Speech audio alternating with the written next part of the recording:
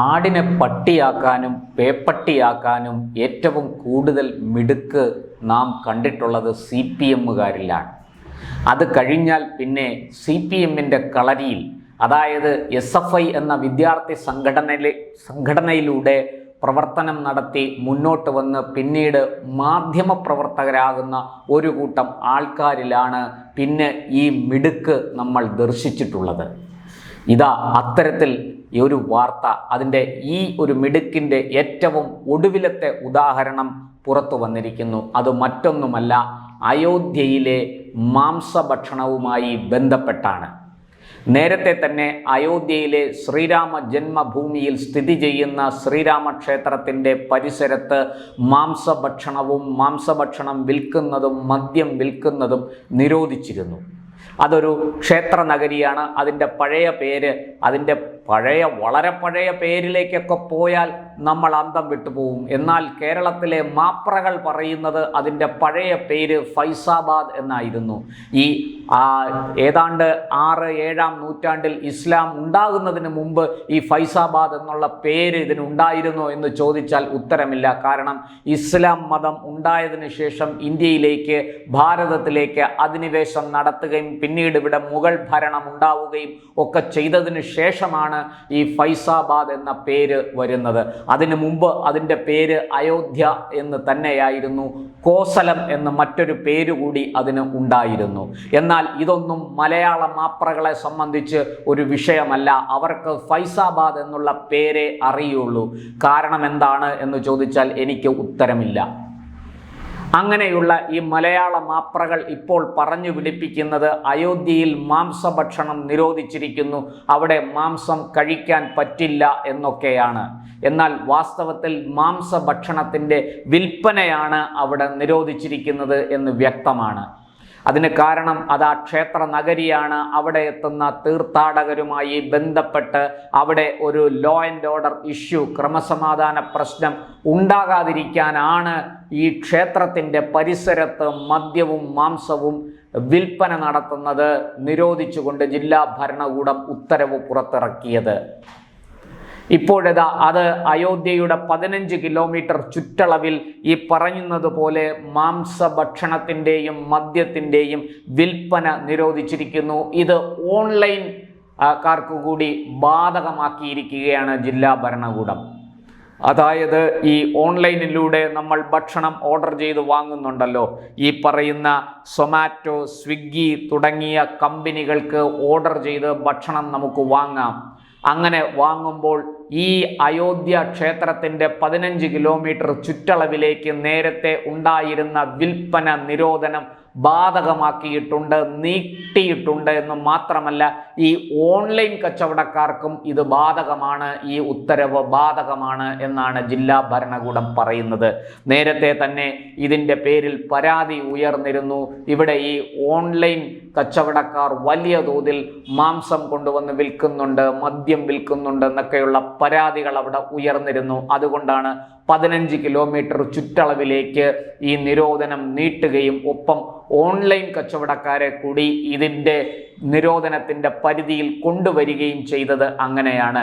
എന്നാൽ കേരളത്തിലെ മാധ്യമങ്ങൾ, പ്രത്യേകിച്ചും റിപ്പോർട്ടർ TV പോലെയുള്ള മാധ്യമങ്ങൾ റിപ്പോർട്ട് ചെയ്യുന്നത് അയോധ്യയിൽ മാംസഭക്ഷണം വിലക്കിയിരിക്കുന്നു, നിരോധിച്ചിരിക്കുന്നു.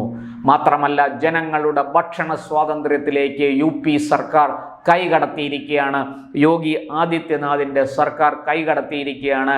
ഇത് 2027 ഇലക്ഷൻ മുന്നിൽ കണ്ടുകൊണ്ട് ചെയ്യുന്നതാണ് എന്നൊക്കെയാണ് അവർ വ്യാഖ്യാനിച്ചിരിക്കുന്നത്. നോക്കൂ, ആരുടെയും ഭക്ഷണ സ്വാതന്ത്ര്യം ആർക്കും ഇവിടെ നിയന്ത്രിക്കാൻ കഴിയില്ല, നിരോധിക്കാൻ കഴിയില്ല, അത് തടയാൻ കഴിയില്ല എന്ന് എല്ലാവർക്കും അറിയുന്നതാണ്. അത് ഭരണഘടനയുടെ അടിസ്ഥാന തത്വങ്ങളിൽ പെടുന്നതാണ്. എന്നാൽ അതേസമയം അതിൻ്റെ വിൽപ്പന ചില കാരണങ്ങൾ കൊണ്ട് നിരോധിക്കാൻ കഴിയും. ഇവിടെ വിൽപ്പനയാണ് നിരോധിച്ചിരിക്കുന്നത്, അല്ലാതെ മാംസഭക്ഷണത്തെ അല്ല നിരോധിച്ചിരിക്കുന്നത്. ഓൺലൈൻകാർ ഇത്തരത്തിൽ അവിടുത്തെ ഹോട്ടലുകളും റെസ്റ്റോറൻറ്റുകളും ഈ ക്ഷേത്ര നഗരിയുടെ പവിത്രത അല്ലെങ്കിൽ ഈ പറയുന്നത് പോലെ അതിൻ്റെ വിശുദ്ധി, തീർത്ഥാടകരുടെ അവിടുത്തെ ഈ തീർത്ഥാടനം നടത്തി മടങ്ങിപ്പോകുന്നതിൽ ഉള്ള ആ സുഗമമായ തീർത്ഥാടനത്തിന് വിഘാതം വരുത്തണ്ട എന്ന് കരുതിയാണ് അവിടുത്തെ ഹോട്ടലുകളിലും അവിടുത്തെ റെസ്റ്റോറൻറ്റുകളിലും ഹോം സ്റ്റേകളിലും മദ്യവും മാംസഭക്ഷണവും വിലക്കിക്കൊണ്ട് അതിൻ്റെ വിൽപ്പന വിലക്കിക്കൊണ്ട് ജില്ലാ ഭരണകൂടം ഉത്തരവ് നൽകിയത്. അത് ഈ ഒരു ഓൺലൈനുകളെ അതിൽ പെടുത്താതിരുന്നത് കൊണ്ട് അതൊരു ഒഴിവായി കണ്ട് അവിടെ പലരും ഇതിനു വേണ്ടി ശ്രമിക്കുന്നു. ഇതിൻ്റെ വിൽപ്പന വലിയ തോതിൽ നടത്താൻ ശ്രമിക്കുന്നു. ഇത് ശ്രദ്ധയിൽപ്പെട്ടതോടുകൂടിയാണ് ഇവർ ജില്ലാ ഭരണകൂടം ഓൺലൈനുകളെയും ആ നിരോധനത്തിൻ്റെ വിൽപ്പന നിരോധനത്തിൻ്റെ പരിധിയിൽ കൊണ്ടുവന്നത്. എന്നാൽ മലയാളത്തിലെ മാപ്രകൾ കേരളത്തിലെ മലയാളം ചാനലുകൾ വളരെ സമർത്ഥമായിട്ട് വിൽപ്പന നിരോധനത്തിനെ ഭക്ഷണ സ്വാതന്ത്ര്യത്തിന് മേലുള്ള കടന്നുകയറ്റമായി ചിത്രീകരിക്കുകയാണ്, വളരെ ഏകപക്ഷീയമായി. അവർക്ക് അറിഞ്ഞുകൂടാഞ്ഞിട്ടല്ല, പക്ഷെ എങ്ങനെയും ഒരു കുത്തിത്തിരിപ്പ് ഉണ്ടാക്കുക എന്നതാണ് അവരുടെ ലക്ഷ്യം. പ്രത്യേകിച്ചും റിപ്പോർട്ടർ ചാനലിലെ അരുൺകുമാറിനെ പോലെയുള്ള മാധ്യമപ്രവർത്തകർ എന്നവരെ പറയാൻ സാധിക്കുമോ എന്നെനിക്കറിയില്ല. അവർ ചെയ്യുന്നത് മാധ്യമപ്രവർത്തനമാണോ എന്നും പറയാൻ ഞാൻ ആളല്ല. അങ്ങനെയുള്ളവർ നമുക്കറിയാം, പണ്ട് ബ്രാഹ്മണിക്കൽ ഹെജിമണി പറഞ്ഞ് ഒരു കലോത്സവം, സ്കൂൾ കലോത്സവം അലങ്കോലമാക്കിയ ആളാണ് ഈ അരുൺകുമാർ. അന്ന് കോഴിക്കോട് നടന്ന ആ കലോത്സവത്തിൽ സദ്യ വെജിറ്റേറിയൻ ഭക്ഷണമാണ് വിളമ്പിയിരുന്നത്. അത് ഉണ്ടാക്കാനും സെർവ് ചെയ്യാനും വിളമ്പാനും ഒക്കെ വളരെ എളുപ്പമാണ്. മാത്രമല്ല, ഈ പറഞ്ഞതുപോലെ ഭക്ഷ്യ വിഷബാധ അതിൽ ഉണ്ടാകാനുള്ള സാധ്യതയും വളരെ കുറവാണ്. അതുകൊണ്ടാണ് കാലങ്ങളായി, പതിറ്റാണ്ടുകളായി സ്കൂൾ കലോത്സവ വേദികളിൽ വെജിറ്റേറിയൻ ഭക്ഷണം, സസ്യാഹാരം വിളമ്പിക്കൊണ്ടിരുന്നത്. അതുകൊണ്ടാണ്. എന്നാൽ കോഴിക്കോട് നടന്ന ആ കലോത്സവത്തിൽ അതിൻ്റെ മർമ്മത്ത് തന്നെ പിടിച്ചുകൊണ്ട് അരുൺകുമാർ ഒരു അലക്കലക്കി. ബ്രാഹ്മണിക്കൽ ഹെജിമണിയാണ് കാരണം. അവിടെ ടെൻഡർ എടുത്തിരിക്കുന്നത് വർഷങ്ങളായി, പതിറ്റാണ്ടുകളായി പഴയിടം മോഹനൻ നമ്പൂതിരി എന്നൊരാളാണ്. ഈ പഴയിടത്തിൻ്റെ പഴമ വളരെ പ്രസിദ്ധമാണ്, അദ്ദേഹത്തിൻ്റെ കൈപുണ്യവും വളരെ പ്രസിദ്ധമാണ്. എന്നാൽ ആ ഒരു ബ്രാഹ്മണിക്കൽ ഹെജിമണി പറഞ്ഞുകൊണ്ട് രംഗത്ത് വരികയും അവിടെ നല്ല ഒന്നാം തരം മട്ടൺ, ചിക്കൻ, ബീഫ് ബിരിയാണിയാണ് വിളമ്പേണ്ടത് എന്ന് പറഞ്ഞു വയ്ക്കുകയും ചെയ്തു അരുൺകുമാർ തൻ്റെ ഫേസ്ബുക്ക് പോസ്റ്റിലൂടെ. ഇതന്ന് വലിയ വിവാദമുണ്ടാക്കി, വലിയ ചർച്ചയുണ്ടാക്കി. ഒടുവിൽ കലോത്സവ നഗരിക്ക് പോലീസ് കാവൽ ഏർപ്പെടുത്തി. ഭക്ഷണം ഉണ്ടാക്കുന്ന സ്ഥലത്ത് ഈ പഴയിടം ഉൾപ്പെടെയുള്ള ആൾക്കാർ ഉറങ്ങാതെ കാവലിരിക്കേണ്ടി വന്നു. കാരണം എന്തെങ്കിലും അട്ടിമറി നടക്കുമോ എന്ന ഭയം അവർക്കുണ്ടായിരുന്നു. സ്പെഷ്യൽ ബ്രാഞ്ച് അടക്കമുള്ളവർ അത് റിപ്പോർട്ട് ചെയ്യുകയും ചെയ്തു. ഇന്റലിജൻസിൻ്റെ മുന്നറിയിപ്പിൻ്റെ അടിസ്ഥാനത്തിൽ, ഇന്റലിജൻസ് നൽകിയ മുന്നറിയിപ്പിൻ്റെ അടിസ്ഥാനത്തിൽ വലിയ കാവൽ ഏർപ്പെടുത്തേണ്ടി വന്നു. ആ കോലാഹലങ്ങളൊക്കെ നമ്മൾ കണ്ടതാണ്. ഇങ്ങനെ വാർത്തയുടെ അറ്റവും മുറിയും പറഞ്ഞ് ജനങ്ങളെ തമ്മിലടിപ്പിക്കാനാണോ ഇവർ ഉദ്ദേശിക്കുന്നത് എന്ന് നമുക്കറിയില്ല.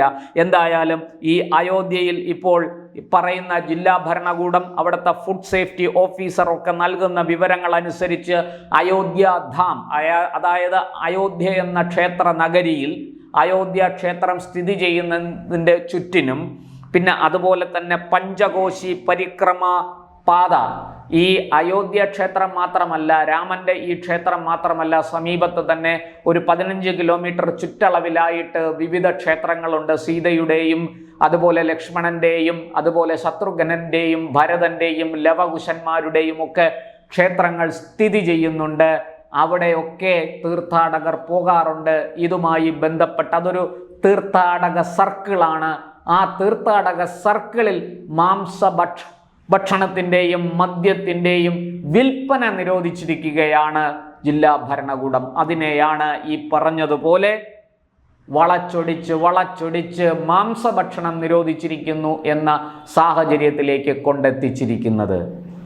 ഇത് ഒരു ആസൂത്രിതമായ ഗൂഢാലോചനയാണോ എന്ന് പോലും സംശയിക്കേണ്ടിയിരിക്കുന്നു. വളരെ അലസമായി വാർത്ത പറഞ്ഞു പോയപ്പോൾ സംഭവിച്ച ഒരു തെറ്റായി ഇതിനെ കരുതാൻ കഴിയുമെന്ന് എനിക്ക് തോന്നുന്നില്ല.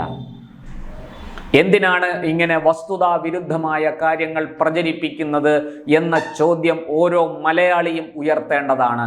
ഇവിടെ ആരും ആരുടെയും ഭക്ഷണ സ്വാതന്ത്ര്യത്തിൽ കൈകടത്തിയിട്ടില്ല. പിന്നെ എന്തിനാണ് ഇത്തരത്തിലുള്ള കാര്യങ്ങൾ ഇങ്ങനെ മാപ്രകൾ തന്നെ, മാധ്യമ പ്രവർത്തകർ തന്നെ പ്രചരിപ്പിക്കുന്നത് എന്ന് ചോദിച്ചാൽ ഉത്തരമില്ല. ഇത് ശരിയായ കാര്യമല്ല. വസ്തുതകൾ റിപ്പോർട്ട് ചെയ്യണം, വാർത്തകൾ റിപ്പോർട്ട് ചെയ്യണം. അതിനകത്ത് ഒളിച്ചു കടത്തലുകൾ ആവശ്യമില്ല, അതിനകത്ത് സ്ഖലിതങ്ങൾ ആവശ്യമില്ല. യാഥാർത്ഥ്യം യാഥാർത്ഥ്യമായിട്ട് തന്നെ പറയണം, അത് തന്നെ പ്രചരിപ്പിക്കണം. അതാണ് മാധ്യമധർമ്മം. മറിച്ച് ചെയ്യുന്നത് മാധ്യമധർമ്മമല്ല, അത് പാപ്പരാസികളുടെ ധർമ്മമാണ്, അത് അധർമ്മമാണ്. ഈ തിരിച്ചറിവെങ്കിലും കേരളത്തിലെ മാധ്യമ പ്രവർത്തകർക്ക് ഉണ്ടാകണമെന്ന് വിനീതമായി അപേക്ഷിക്കുന്നു.